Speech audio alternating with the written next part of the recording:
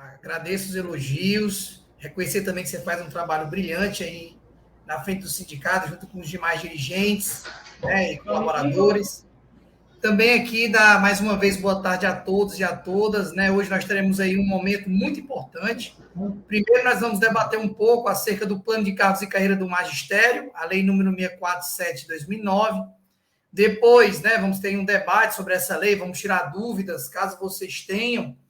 E depois vamos falar sobre o regime jurídico único, que é o Estatuto dos Servidores, né, apresentando aí os principais direitos que vocês têm no Estatuto, até para que vocês possam conhecer esses direitos, né, tanto do Estatuto como do plano, para ver se todos esses direitos estão sendo devidamente cumpridos. E, por fim, vamos fazer aqui uma apresentação sobre a reforma administrativa, né, e qual é o seu texto mais atual, quais são os impactos que essa reforma vai causar aí para os servidores públicos. Né? Então, vamos iniciar, vou fazer aqui uma breve exposição sobre o plano, sobre alguns pontos que separei, que são muito importantes e que eu acho salutar que vocês conheçam, né? O pessoal aí do magistério, os profissionais que atuam tanto no suporte pedagógico, como também diretamente com o aluno, para que vocês possam verificar se aí no município de Santa Quitéria esses direitos que estão previstos nesse plano desde 2009 estão ou não sendo cumpridos. E depois a gente vai abrir aqui para perguntas, fiquem à vontade aí durante a apresentação de colocar no chat, se quiser, que depois que a gente concluir aqui, sob a direção aí da Germana, a gente vai respondendo na medida do possível.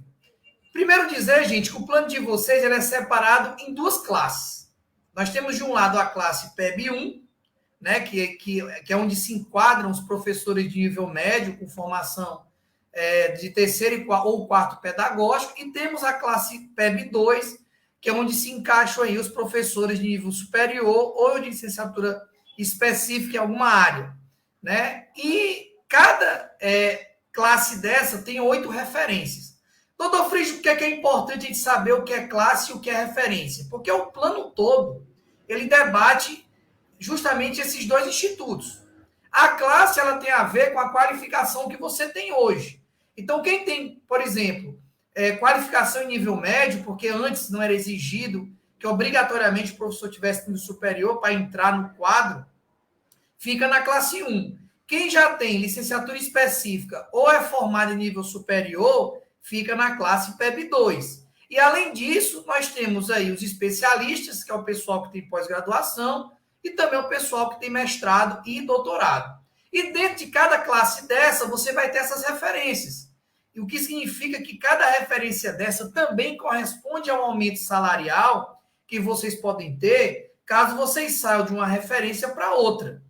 Né? E mais na frente, vocês vão entender de maneira detalhada como é que funciona isso. Porque, de um lado, nós temos a progressão vertical pela via acadêmica, que é quando você sai de uma classe para outra, ou seja, alguém que tem nível médio, que conclui nível superior, sai da classe PEB 1 para a classe PEB 2, que aí redunda, claro, pelo menos teoricamente deveria redundar, num aumento de salário num percentual bem maior do que quando você muda de referência. E, por outro lado, você tem a progressão horizontal, que é a chamada progressão pela via não acadêmica, que você se mantém na mesma classe e muda de referência. E vocês também têm esse tipo de progressão aí no plano, e quando a gente chegar no momento oportuno, nós vamos explicar como é que elas funcionam. Né? E aí, superada essa primeira explicação, né, que é basicamente o esqueleto do plano de vocês, a gente vai para o segundo ponto, que é muito importante do plano, que é a questão da atividade extra-classe. No plano de vocês, pelo texto que eu tive acesso, percebe-se que ainda é um texto bem antigo. Né? Porque lá, quando se fala, por exemplo, em jornada de 20 horas, lá ele prevê 18 horas com aluno e 2 horas de atividade extra-classe. E aí a gente vê 2 equívocos. Né? Se a prefeitura não fez nenhuma lei posterior a 2009 adequando essa regulamentação, a gente percebe que desde esse texto há uma violação à Lei 11738 de 2008, que é a lei do piso, onde garante que 1/3 da jornada obrigatoriamente deve ser destinada com atividade extra-classe. Né? Então está incorreto. Se você pega apenas 2 horas de uma jornada de 20 horas, ou você pega só 4 horas de uma jornada de 40 horas e bota para atividade extra-classe, o professor ele está ficando mais tempo com o aluno do que deveria. Porque para quem tem uma jornada de 20 horas, o correto é que esse extra classe seja de 6 horas e 40 minutos, né? Sobrando aí 13 horas e 20 minutos com o aluno. E para quem trabalha 40 horas, deveria ter aí 13 horas e 20 minutos de atividade extra classe e o restante dessa jornada é com o aluno. Então, se o professor está ficando mais tempo do que precisa com o aluno e não está tendo a divisão do extra classe dessa forma como eu estou colocando, nós já temos aí uma violação clara a um direito que o professor tem, que é o chamado 1/3 de atividade extra classe, né? E aí o professor, nessa atividade extra classe, muitas vezes o município equivocadamente acha que essa extra classe obrigatoriamente deve ser dedicada apenas com planejamento, e não é assim. Essa extra classe, conforme a resolução número 2 do MEC de 2009, estabelece, essa resolução ela coloca quais são as diretrizes mínimas que os planos de carga e carreira do magistério devem seguir. Ela estabelece que o professor tem direito de usar atividade extra classe com correção de prova, reunião com pais de alunos, planejamento, para qualificação e estudo, inclusive com horas livres que o profissional possa dispor ali para fazer qualquer coisa que seja do seu interesse relacionada, por exemplo, à sua qualificação, né? Porque o correto é que o professor possa usar parte da sua jornada para estudar, para se qualificar, porque uma vez qualificado, isso vai redundar no melhor serviço público prestado. Então, quando a gente fala de extra classe, duas coisas importantes têm que ser observadas. Primeiro, o município tem que respeitar esse tempo máximo que o professor tem que ficar com o aluno, garantido extra classe. Para quem é 20 horas, 6 horas e 40 minutos. Para quem é 40 horas, 13 horas e 20 minutos. E dentro dessa divisão da extra classe, garantir ao professor que haja aí um tempo, inclusive, com horas livres que possa ser utilizada para ele, para que ele possa dedicar não apenas ao exercício direto da função, mas também à sua qualificação. E isso já acontece em alguns municípios. Por exemplo, o município de Cedro acontece dessa forma, o professor tem ali uma hora livre dentro do extra classe que ele pode utilizar desse jeito. O município de Milhã também já há previsão nesse sentido. E se a lei do plano local trata o extra classe da forma em que está, como eu falei aqui, tem que ser urgentemente atualizado esse plano, porque ele está totalmente defasado. Porque ele viola não apenas a própria lei do piso do magistério, como viola também a resolução número 2 de 2009 do MEC, né? E o mais importante, esse plano, quando ele foi elaborado antes que fosse julgada a ADI 4167, que foi a ADI que julgou a lei do piso. E eu acredito que quando o plano foi elaborado, foi acreditando que talvez esse dispositivo da lei federal fosse declarado inconstitucional pelo STF, o que não aconteceu. O STF, quando julgou esse processo, ele julgou declarando que a lei do piso é constitucional, né, inclusive em relação à questão da atividade extraclasse. Então, o sindicato, com certeza, a partir desse levantamento que foi feito, e é muito importante que os professores que são afiliados à entidade possam nos informar como é que está acontecendo a divisão desse extra-classe, para que a gente possa saber hoje como é que está a divisão dessa jornada e também para que a gente possa aí trabalhar para mudar a forma como essa jornada extra-classe vai ser utilizada e distribuída pelo município, pelos profissionais do magistério. Sob pena de se o município, através da negociação, não resolver a questão, a gente tem que abrir aí uma representação no Ministério Público denunciando a violação à Lei Federal 11.738. Um outro ponto muito importante que o próprio plano diz é que a partir de 2010, 60% do quadro do município obrigatoriamente deve ser preenchido por professores concursados, né? Então, se hoje a gente não tem uma noção, a gente não teve tempo para apurar quantos tem de temporário hoje no município, ou quantos tem de cargo comissionado, mas se, por exemplo, se hoje, considerando o total de vagas que existem no município, se mais de 40% for ocupada por temporários, obrigatoriamente o município tem que fazer concurso público. Porque o próprio plano já estabelece que a partir de 2010, no mínimo, 60% do quadro dos professores do município de Santa Quitéria obrigatoriamente devem ser concursados, né? A gente vai apurar, vai acompanhar de perto como é que está essa questão Esse ano teve as vedações da Lei 173, a partir do próximo ano já não vai ter. E se for o caso, o sindicato vai sim brigar para que seja realizado o concurso público, se houver uma carência muito grande de profissionais e se houver também uma quantidade muito grande de temporários.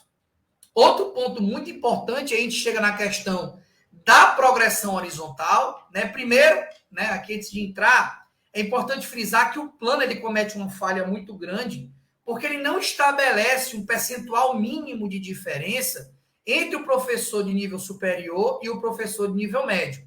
Para que vocês entendam, quando o MEC ele divulga o valor do piso nacional, os municípios geralmente eles só aplicam aquele percentual de atualização em cima do nível médio. Né? O que é um erro, porque quando ele faz isso, quando ele dá um percentual de atualização para o nível médio maior do que o percentual que é dado para os demais níveis, ele acaba achatando. E aí provoca também uma violação séria à valorização desses profissionais, porque daqui a pouco, se ele der o reajuste apenas para quem tem nível médio, o nível médio, que é menos qualificado do que o nível superior, vai acabar recebendo igual ou até mais do que o nível superior, que é um absurdo.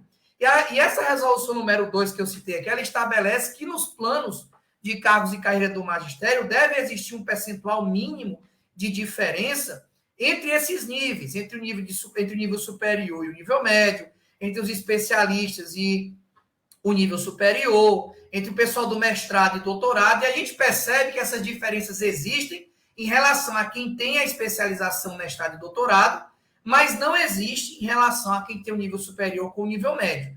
Porque o correto seria o quê? Quando desse o reajuste para o nível médio, automaticamente o pessoal do nível superior e do nível de especialista, mestrado e doutorado, teria um aumento com base no percentual que está previsto no plano. Então, por exemplo, se no plano viesse dizendo que o pessoal do nível superior ganha 15% a mais que o pessoal do nível médio, na hora que o piso fosse aplicado para o nível médio, o nível superior ganharia 15% a mais, o especialista 11% a mais no nível superior, e quem tem mestrado e doutorado, 22% e 30%, 33%, respectivamente, para evitar que haja essa desvalorização e esse achatamento. E nesse ponto, em relação a nível superior e nível médio, o plano tem que ser atualizado também, porque está defasado.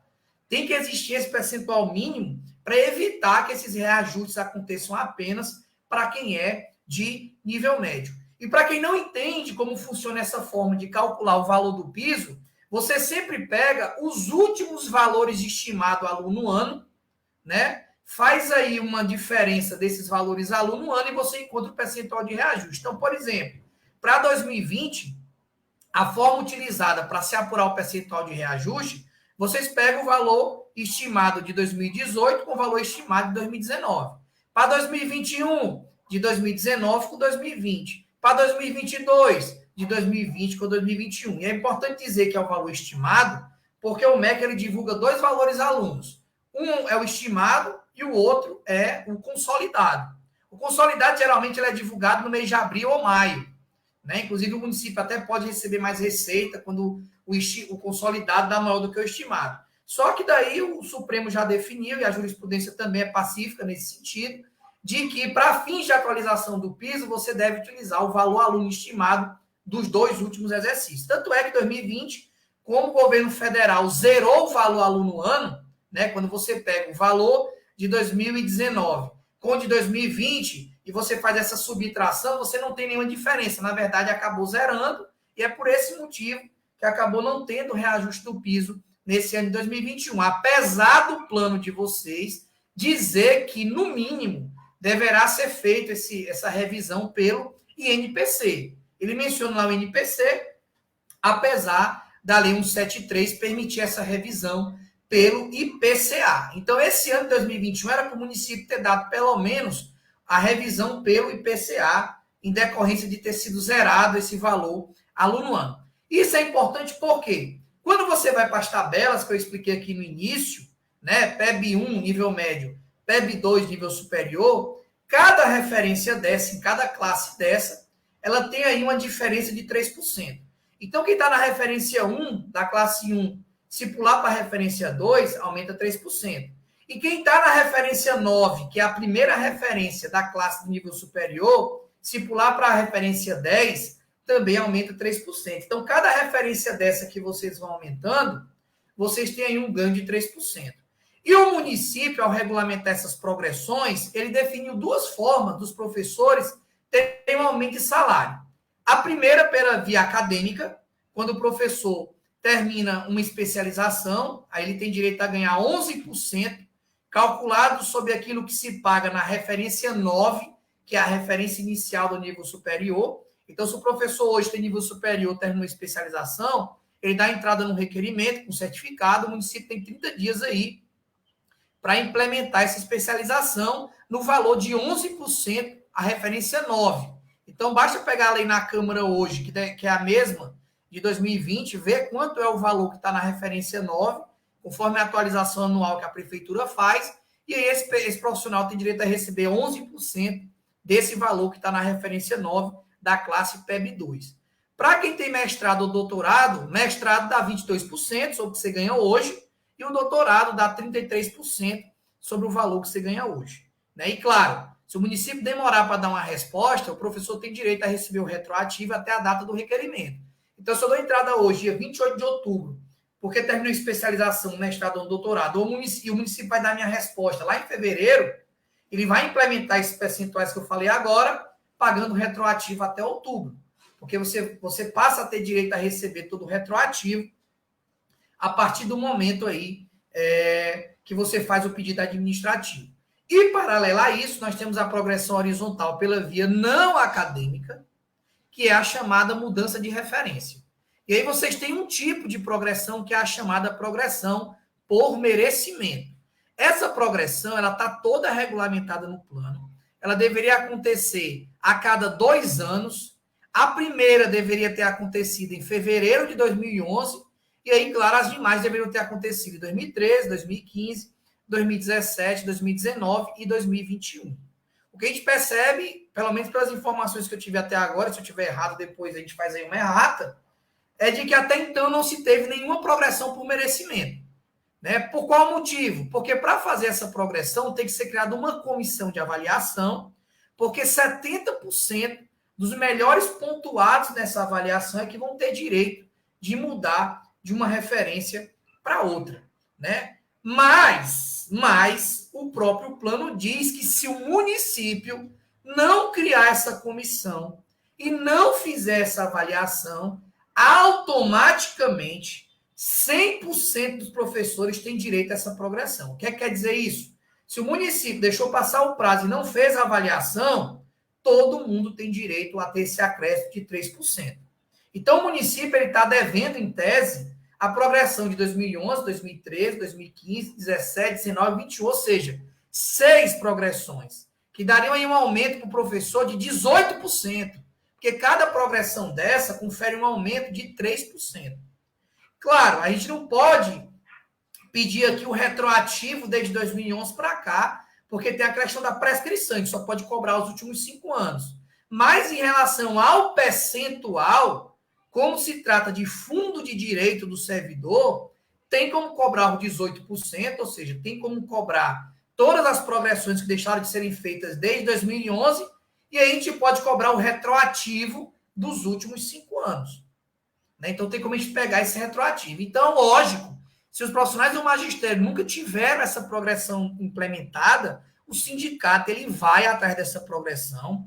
A Germana, vocês podem informar o nome para ela, para quem for filiado, porque o sindicato só vai representar quem for filiado. Se for o caso de entrar com um processo, nós vamos apresentar uma lista com o nome apenas dos professores filiados, onde a gente vai pedir essa progressão de 18%, que deveria estar acontecendo desde 2011, com efeitos retroativos dos últimos 5 anos.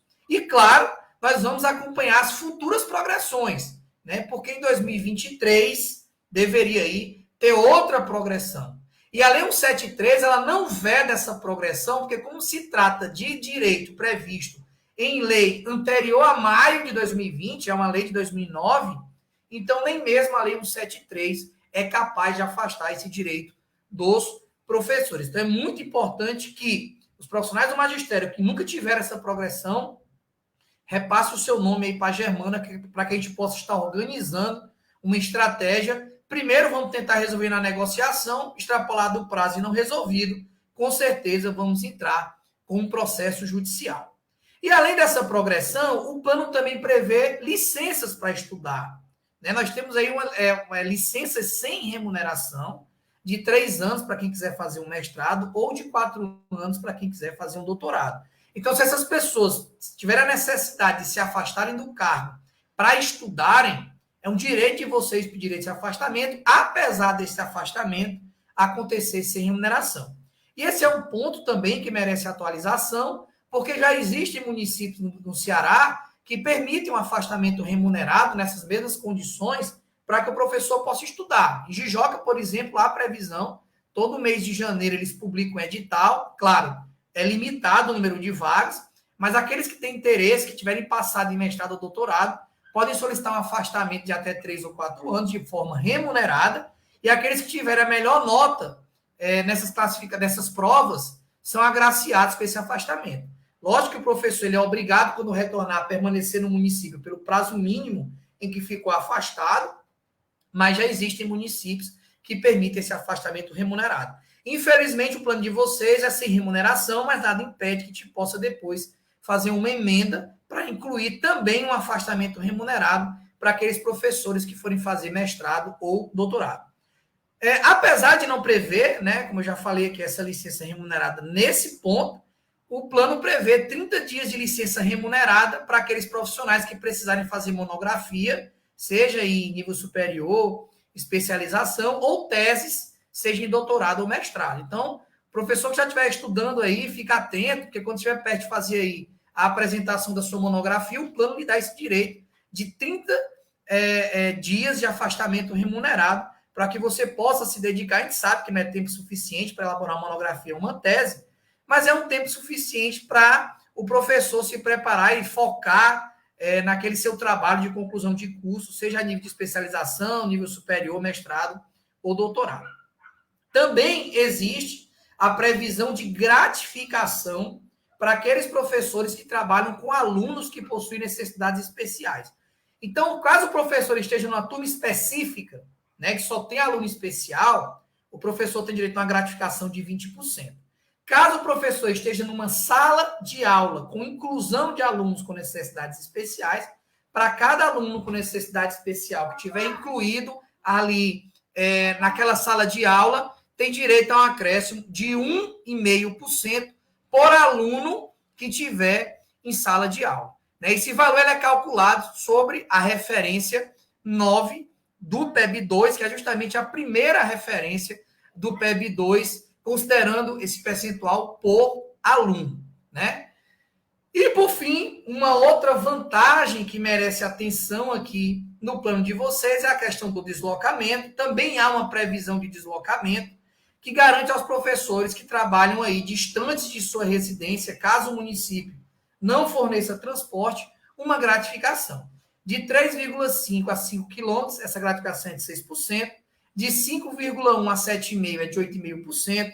De 7,6 a 10 quilômetros é de 12%.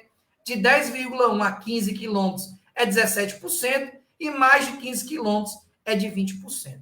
Essa gratificação ela também toma como base a primeira referência da classe PEB2. E, claro, esse dispositivo ele também merece uma atualização, porque eu não sei se hoje é considerado dessa forma, mas o correto é que seja somado o trajeto ida e volta para fins de se auferir essa quilometragem que eu acabei de falar. Mas se o professor, nas condições que estão hoje, estiver dentro dessa faixa de quilometragem e não tiver transporte dado pelo município, ele tem direito a receber essa gratificação por deslocamento. Então, gente, esses pontos que eu apresentei são os pontos principais e são as vantagens principais que existem hoje na Lei 647 de 2009. Talvez muita gente não soubesse dessas informações. Nós fizemos um estudo completo da lei, lemos artigo por artigo, olhamos com muito cuidado, inclusive eu acredito, eu não tenho certeza, eu já tinha feito uma leitura de dispositivos parecidos, eu não sei se foi o Irineu que desenvolveu esse plano de cargo, mas pelo texto eu percebi uma semelhança muito grande com outros municípios, onde eu acompanhei a elaboração desses planos de carga e carreira, a época da lei do piso, Mari, Milhã, tem muitos municípios que, junto com o Irineu, nós fizemos o debate, eu do lado do sindicato, o Irineu do lado do município. Eu não tenho certeza, mas talvez, eu acredito, tenha sido o Irineu que tenha elaborado essa proposta. Eu acho importante falar isso, porque em outros municípios, onde tem esse mesmo dispositivos que eu estou apresentando para você, nós já conseguimos, na justiça, garantir que os professores fossem beneficiados com eles. Esse daí, por exemplo, que foi citado da progressão por merecimento, recentemente, Milhão, o tribunal mandou implementar essas progressões da forma que eu coloquei aqui, inclusive mandando pagar de maneira retroativa, tá bom? Então é isso, eu acredito que os pontos que mais interessam são esses. O plano, ele merece sim, depois que a gente possa sentar em janeiro para fazer uma readequação, fazer aí uma atualização, mas dentro do que já tem hoje previsto, há muitos direitos, como vocês viram aí, que vocês podem obter administrativamente e judicialmente, e é muito importante que vocês conheçam esses direitos para que possam depois estar nos comunicando se algum direito ou outro está sendo violado, para que o sindicato e sua assessoria jurídica possam estar tomando as devidas providências.